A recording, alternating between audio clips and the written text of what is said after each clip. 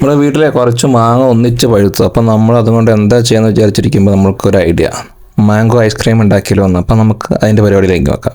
ആദ്യം നമുക്ക് വേണ്ടത് ഒരു വിപ്പിംഗ് ക്രീം കേട്ടോ, അതേപോലെ മിൽക്ക് മെയ്ഡ്. ഇത്രയും സാധനം മതി നമുക്ക് ഈ മാംഗോ ഐസ്ക്രീം ഉണ്ടാക്കാൻ വേണ്ടിയിട്ട്. അപ്പം നമ്മൾ അരിഞ്ഞ മാങ്ങ നമ്മൾ മിക്സിയിൽ നല്ലോണം അടിച്ചെടുത്തിട്ടുണ്ട്. ഒരു തുള്ളി വെള്ളം പോലും ചേർക്കാണ്ട് കേട്ടോ നമ്മൾ മിക്സിയിൽ നല്ലോണം അരച്ചെടുക്കണം. വിപ്പിംഗ് ക്രീം ഒരു പാത്രത്തിലേക്ക് ഇട്ട് നല്ലോണം ഇളക്കണം കേട്ടോ. നല്ലോണം ബ്ലെൻഡ് ചെയ്ത് നല്ല പതഞ്ഞത് വരും, അതുവരെ നമ്മൾ നല്ലോണം ഇളക്കണം. ബ്ലെൻഡർ ഉണ്ടെങ്കിൽ സുഖമാണ് കേട്ടോ. നമ്മുടെ അടുത്ത് ബ്ലെൻഡർ ഇല്ലാത്തത് നമ്മൾ കൈ കൊണ്ട് നല്ലോണം ഇളക്കിക്കൊണ്ടിരിക്കുകയാണ്. പിന്നെ നമ്മൾ മാങ്ങ അരച്ച് വെച്ചത് ഒരു പാത്രത്തിലേക്ക് വെച്ചിട്ടുണ്ട്. അതിലേക്ക് നമ്മൾ മിൽക്ക് മെയ്ഡ് പൊട്ടിച്ചിട്ട് ഒഴിക്കുക കേട്ടോ. നമ്മളിവിടെ മധുരത്തിന് വേണ്ടി ചേർക്കുന്നത് മിൽക്ക് മെയ്ഡ് കേട്ടോ, വേറെ ഒന്നും ചേർക്കുന്നില്ല. അപ്പം നിങ്ങൾ ഉണ്ടാക്കുമ്പോൾ എങ്ങനെ മാങ്ങയ്ക്ക് പുളിയൊക്കെ കൂടുതലാണെങ്കിൽ നമ്മൾ അധികം പഞ്ചസാര പൊടിച്ചിട്ട് ചേർക്കേണ്ടി വരും കേട്ടോ. അങ്ങനെ ചേർത്ത് കഴിഞ്ഞാലും നല്ല മധുരം ഉണ്ടാവും. ഐസ്ക്രീമിന് പൊതുവേ കുറച്ച് മധുരം കൂടുതൽ വേണമല്ലോ.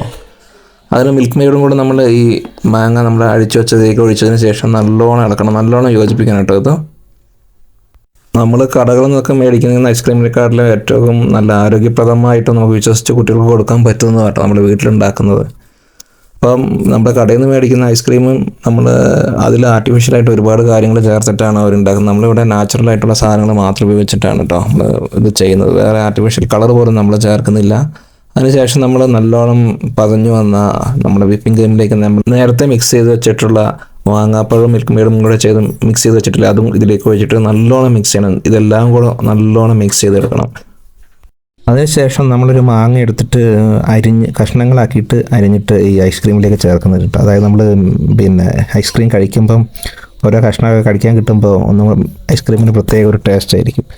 അതും കൂടെ ചെയ്തതിന് ശേഷം നമ്മൾ ഒരു പാത്രം എടുത്ത് അടച്ച് നമ്മൾ ഫ്രീസറിലേക്ക് വെക്കുക കേട്ടോ. ഒരു 7-9 മണിക്കൂർ ഇത് ഫ്രീസറിൽ ഇരുന്ന് നല്ലോണം തണുത്ത് സെറ്റായി വരണം. അത് നമ്മൾ തുറന്ന് നോക്കിയിട്ടുണ്ട്. 8 മണിക്കൂറിന് ശേഷം കേട്ടോ നിങ്ങൾ ഈ കാണുന്നത്. നമ്മുടെ ഐസ്ക്രീം നല്ല അടിപൊളിയായിട്ട് കിട്ടിയിട്ടുണ്ട്.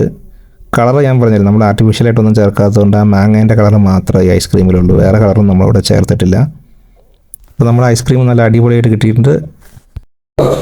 ഐസ്ക്രീം എങ്ങനെയുണ്ട്? സൂപ്പറാണോ? ആ